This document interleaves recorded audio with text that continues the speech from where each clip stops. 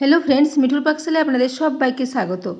আজ আমি জলে ভেজানো সবজির মধ্যে হাফ কাপ সুজি দিয়ে ভীষণই হেলদি এবং ভীষণই টেস্টি একটা রেসিপি আপনাদের সাথে শেয়ার করছি।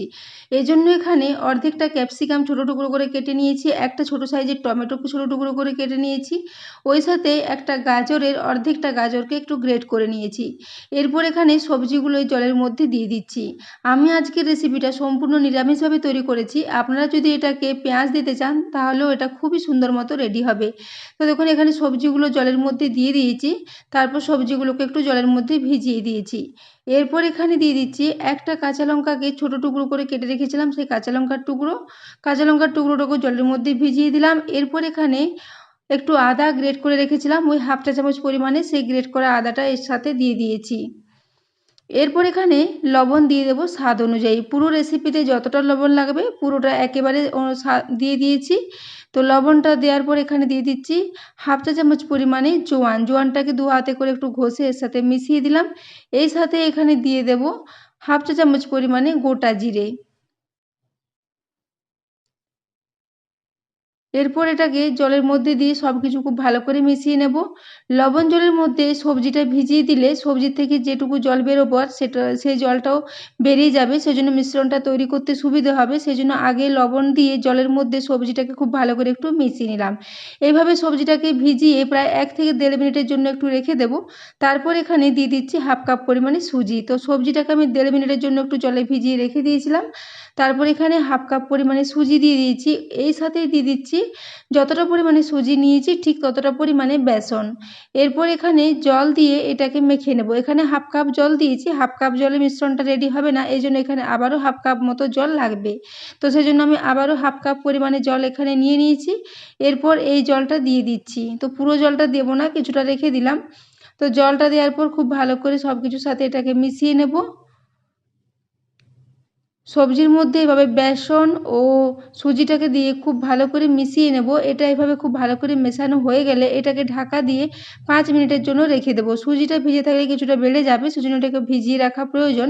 তো বন্ধুরা, আজকের এই রেসিপিটা সকালের ব্যস্ততার মধ্যে খুবই চটজলদি রেডি হয়ে যাবে এবং ভীষণই চটপটা এবং ভীষণই হেলদি একটা রেসিপি এবং খুবই কম তেল মশলা দিয়ে রেসিপিটা তৈরি হয়ে যাবে। এটাকে আপনারা সকালে ব্রেকফাস্টে বা বাচ্চাদের স্কুলের টিফিনে বা বিকেলের দিকে স্ন্যাক্স হিসেবেও বানিয়ে খেতে পারেন। ভীষণই টেস্টি একটা রেসিপি। তো দেখুন সব কিছু মেশানো হয়ে গেছে। এরপর ঢাকা দিয়ে এটাকে 5 মিনিটের জন্য রেখে দিয়েছিলাম। 5 মিনিট পরে ঢাকাটা খুলে নিচ্ছি। এরপর এই সাথে দিয়ে দিচ্ছি প্রায় হাফ চা চামচ পরিমাণে এখানে দিয়ে দিয়েছি চাট মশলা এবং ওই সাথেই দিয়ে দেবো এখানে 2টো কারি পাতার ডাল নিয়ে নিয়েছি, একদম ফ্রেশ কারি পাতা নিয়েছি। এরপর এই কারি পাতাগুলো এর সাথে দিয়ে দেবো। কারি পাতাটা দিলে এর টেস্টটা ভীষণই ভালো হবে। তবে কারি পাতা না থাকলে সেক্ষেত্রে আপনারা এখানে কুচনো ধনেপাতা ব্যবহার করতে পারেন। এরপর এখানে দিয়ে দিচ্ছি প্রায় 1/4 চা চামচ পরিমাণে একটু বেকিং সোডা। বেকিং সোডা দিলে রেসিপিটা ভীষণই নরম এবং স্পঞ্জি মতো রেডি হবে। তো এখানে আর কিছু মশলার প্রয়োজন হবে না। এই মশলাগুলো দিয়ে এটাকে খুব ভালো করে একটা হাতার সাহায্যে মিশিয়ে নিচ্ছি। তো বন্ধুরা, আজকের রেসিপিটা যদি ভালো লেগে থাকে তাহলে অবশ্যই বন্ধুদের সাথে একটু শেয়ার করে দেবেন এবং রেসিপি ভালো লাগলে অবশ্যই একটা লাইক করে দেবেন। তো দেখুন এটাকে হাতার সাহায্যে ক্রমাগত নাড়াচাড়া করে খুবই ভালো করে মিশিয়ে নিয়েছি এবং এর কনসিস্টেন্সিটা দেখিয়ে দিচ্ছি। দেখুন এরকম একটা বেশ পুরো ঘনত্বের ব্যাটার আমাদের তৈরি করতে হবে। ব্যাটারটা বেশি পাতলা করলে চলবে না। তো দেখুন ব্যাটারটা এখন একদমই রেডি হয়ে গেছে। এদিকে আমি গ্যাসে একটা ফ্রাই প্যান আগে থেকে বসিয়ে রেখেছিলাম। এরপর এখানে দিয়ে দিচ্ছি প্রায় হাফ চা চামচ পরিমাণে ঘি। ঘিটা দিয়ে একটু এই ফ্রাই প্যানের মধ্যে খুব ভালো করে হাতার সাহায্যে মাখিয়ে নেব। এরপর এখান থেকে 1 হাতা পরিমাণে ব্যাটার দিয়ে দিচ্ছি। তারপর এটাকে একটু চিলার মতো করে ছড়িয়ে দিচ্ছি। আমি এটাকে বেশ মিডিয়াম আকারে চিলার মতো করে রেডি করব। তো খুব বেশি বড় করব না। যেহেতু সবজিগুলো দেওয়া আছে খুব বেশি পাতলা করে এটাকে বেলা যাবে না। এরকম একটু বেশ পুরো মোটা ধরনের একটু চিলা রেডি হবে। তো দেখুন এরপর এটাকে এভাবে একটু গোল করে ছড়িয়ে দিচ্ছি। তারপর ঢাকা দিয়ে এটাকে একদম লো ফ্লেমে প্রায় 1.5 মিনিটের জন্য রেখে দেব। 1 থেকে 1.5 মিনিটের জন্য রেখে দিলে সবজিগুলো ভেতরে খুব ভালো মতো সেদ্ধ হয়ে যাবে।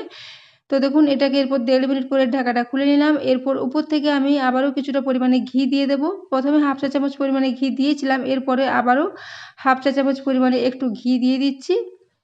তারপর অপর দিকটা উল্টে দিয়ে প্রায় 1 মিনিটের জন্য আবার ওটাকে ঢাকা দিয়ে দেবো, যাতে 2 দিকটাই খুব ভালো মতো ভাজা হয়ে যায়।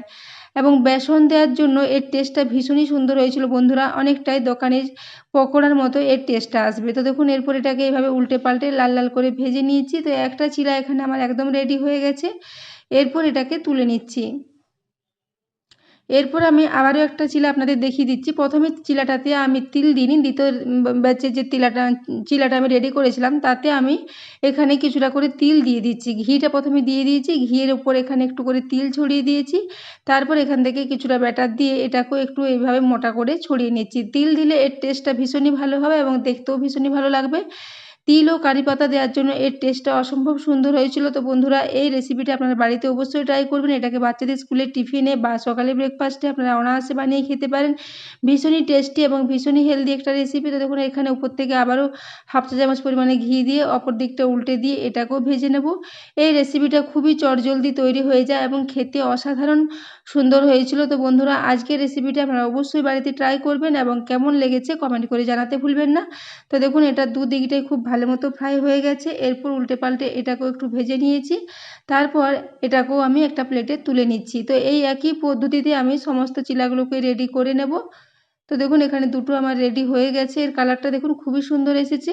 এরপর আমি সবগুলোই ভেজে নিয়েছি। এরপর এগুলোকে একটু সার্ভ করে দিচ্ছি। তো দেখুন কারি পাতাগুলো এখন ওপর থেকে অনেকটাই দেখা যাচ্ছে এবং উপরে আমি আবারও কারি পাতা দু একটা করে ছড়িয়ে দিয়েছিলাম যাতে এটা দেখতে ভালো লাগে। তো দেখুন এরপর এগুলোকে আমি একটা একটা করে নিয়ে এই প্লেটের মধ্যে সার্ভ করে দিয়েছি। তো বন্ধুরা এটাকে আপনারা যে কোনো চাটনি বা বাড়িতে থাকা ফ্রেশ টক দইয়ের সাথে সার্ভ করতে পারেন, খেতে অসম্ভব ভালো লাগে।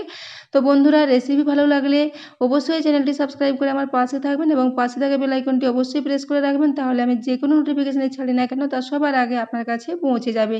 তো দেখুন একটা আপনাদের কেটে দেখিয়ে দিচ্ছি। উপরটা দেখেই বুঝতে পারছেন উপরটা ভীষণই মুচমুচে মতো রেডি হয়েছিল এবং ভিতরটা সবজিতে ভরা।